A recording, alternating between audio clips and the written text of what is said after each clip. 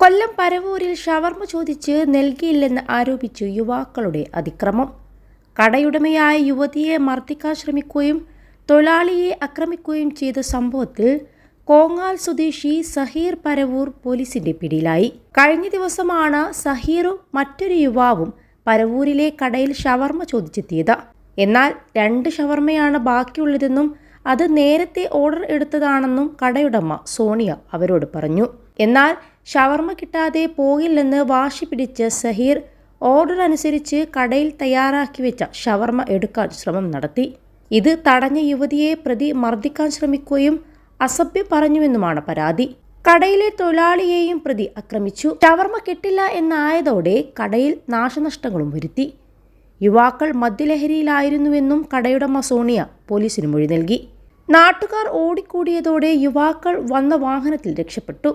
യുവതിയുടെ പരാതിയിൽ ഒളിവിലായിരുന്ന സഹീറിനെ Paravur police arrest ചെയ്തു. പ്രതിയെ കോടതിയിൽ ഹാജരാക്കി റിമാൻഡ് ചെയ്തിട്ടുണ്ട്. 21 ലക്ഷത്തോളം സന്തുഷ്ടരായ ഉപഭോക്താക്കളും 2 ലക്ഷത്തോളം തിമിര ശസ്ത്രക്രിയകളും പൂർത്തിയാക്കിയ മലബാറിലെ ഏക കണ്ണാശുപത്രി ആൻസലാമ eye hospital, hospital road, Perinthalmanna. കൂട്ടുപ്രതിക്കായി അന്വേഷണം തുടരുകയാണ് ഇപ്പോൾ പോലീസ്. അതേസമയം കേസ് പിൻവലിക്കണമെന്നാവശ്യപ്പെട്ട് പ്രതികളുടെ സുഹൃത്തുക്കൾ കടയിലെത്തി ഭീഷണി മുഴക്കിയതായും പരാതിയുണ്ട്. പ്രധാന പ്രതിയായ പരവൂർ കോങ്ങാൽ കുളച്ചേരി വീട്ടിൽ 23 വയസ്സുകാരനായ സഹീറിനെയാണ് പരവൂർ ഇൻസ്പെക്ടർ ദീപുവിന്റെ നേതൃത്വത്തിൽ അറസ്റ്റ് ചെയ്തത്. ബുധനാഴ്ച രാത്രിയായിരുന്നു സംഭവം നടന്നതും.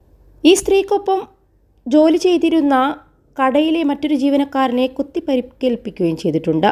കൊല്ലം പരവൂരിലെ തെക്കുഭാഗം റോഡിൽ പ്രവർത്തിക്കുന്ന ഹോട്ടലിലാണ് ഇങ്ങനെയൊരു സംഭവം നടന്നത്. യുവതിയെ മർദ്ദിക്കുന്നത് കണ്ട് തടയാനെത്തിയ ജീവനക്കാരനെയാണ് ഷവർമ കത്തി ഉപയോഗിച്ച് വെട്ടിപ്പരിക്കേൽപ്പിച്ചത്. കൂട്ടുപ്രതിക്കായുള്ള ഊർജിതമായ അന്വേഷണം പോലീസ് നടത്തിക്കൊണ്ടിരിക്കുകയാണ്.